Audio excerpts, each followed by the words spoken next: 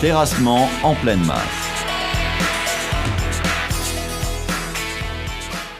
Un débroussaillage peut être nécessaire avant d'implanter les fondations. C'est bon?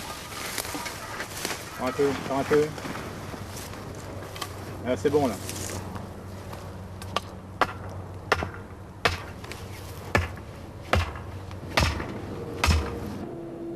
Le décapage permet la récupération de la terre végétale qui est stockée pour sa réutilisation. Lors du terrassement, la chaussée doit être maintenue propre aux abords du chantier. Le nettoyage des roues et le balayage de la chaussée sont indispensables. Ici, le terrassement en pleine masse nécessite un talus, une rampe pour les engins et un moyen d'accès pour le personnel.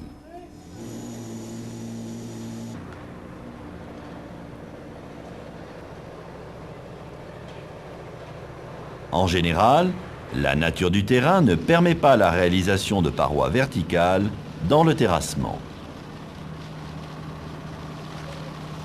Pour éviter les glissements de terrain, un talus est nécessaire. L'angle du talus est défini par le rapport de sol. En règle générale, on applique une pente minimale de 1 pour 1 qui correspond à un angle de 45 degrés. Ici, pour un terrassement de 3 mètres de profondeur, la tête de talus est déportée de 3 mètres.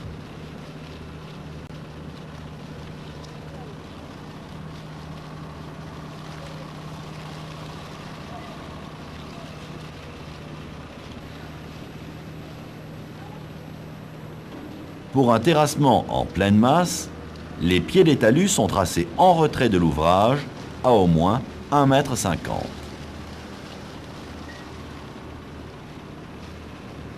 Cette distance permet la mise en place des coffrages et la circulation des ouvriers.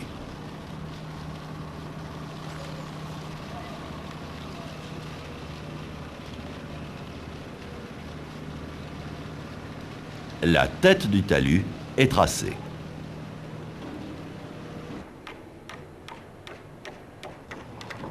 Les garde-corps sont posés en retrait par rapport à la tête de talus.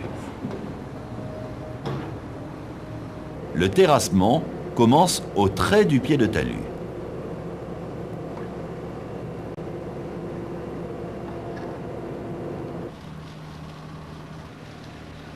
Une bâche imperméable protège le talus des eaux de ruissellement. La bâche est maintenue par une planche.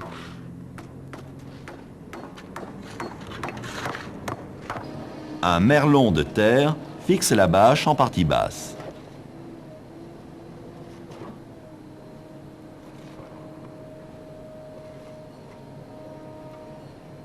La réalisation d'une rigole en tête de talus recueille les eaux de ruissellement.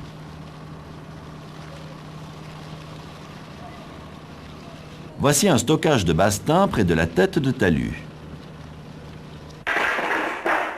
La charge fait glisser le terrain.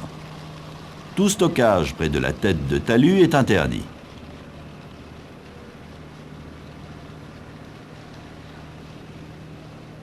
L'éloignement de la zone de stockage est fonction de la nature du sol et de la charge à stocker. Un contrôle permanent assure le bon niveau de terrassement.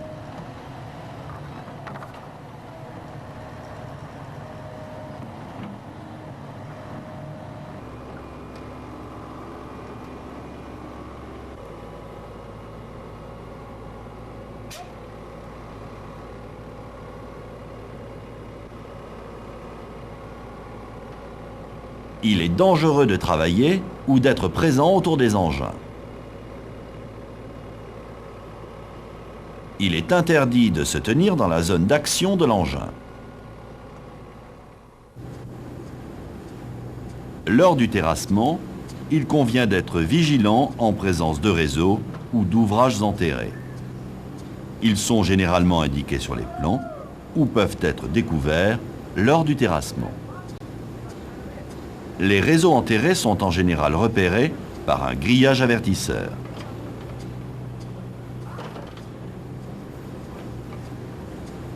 Le grillage avertisseur est positionné à environ 20 cm au-dessus des canalisations.